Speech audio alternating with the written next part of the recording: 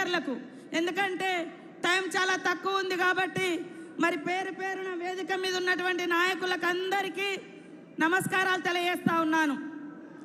బలరాం నాయక్ గారు అంటే ఒక బోలా శంకరుడు. ఆయన ఎవరికి మోసం చేసినోడు కాదు, ఎవరికి అన్యాయం చేసినోడు కాదు.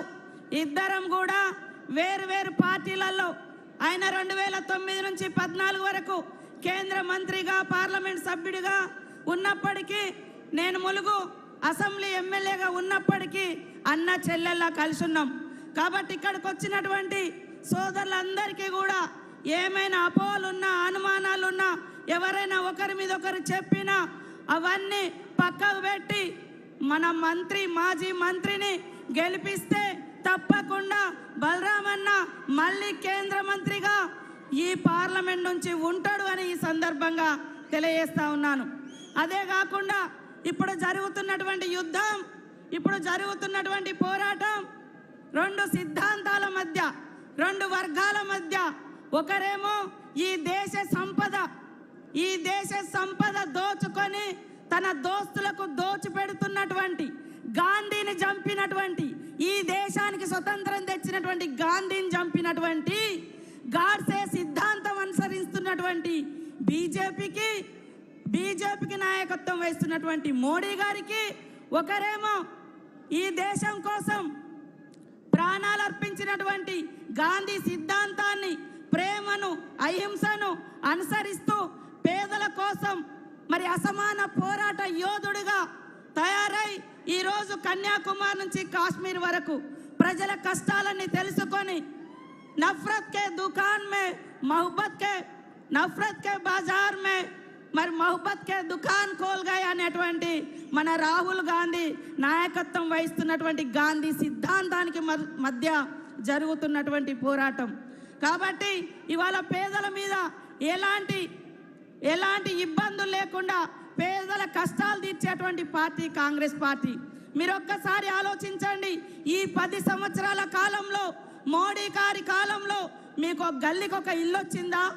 గల్లీకి ఒక రోడ్ వచ్చిందా? ఊరికొక ఉద్యోగం వచ్చిందా? జిల్లాకొక ఉద్యోగం వచ్చిందా? బీజేపీ ఏమిచ్చింది అని ఆలోచించండి. బీజేపీ ఏమిచ్చింది? ఏమివ్వలే. విద్వేషాలు తీసుకొచ్చిర్రు, రెచ్చగొట్టిర్రు, కొట్లాటలు పెట్టిర్రు, అంతే తప్ప ఉద్యోగాలు ఇవ్వలే, నిధులు ఇవ్వలే.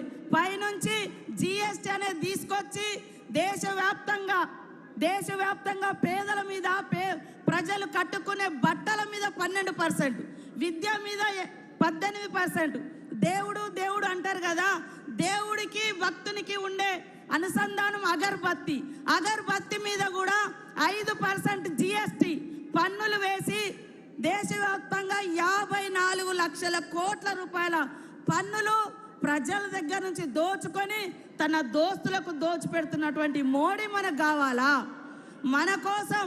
మన కోసం ఈ దేశం స్వాతంత్రం కోసం పోరాడి త్యాగాల కుటుంబం, ఆనాడు నెహ్రూ గారు 12 సంవత్సరాలు జైలు జీవితం అనుభవించిండు.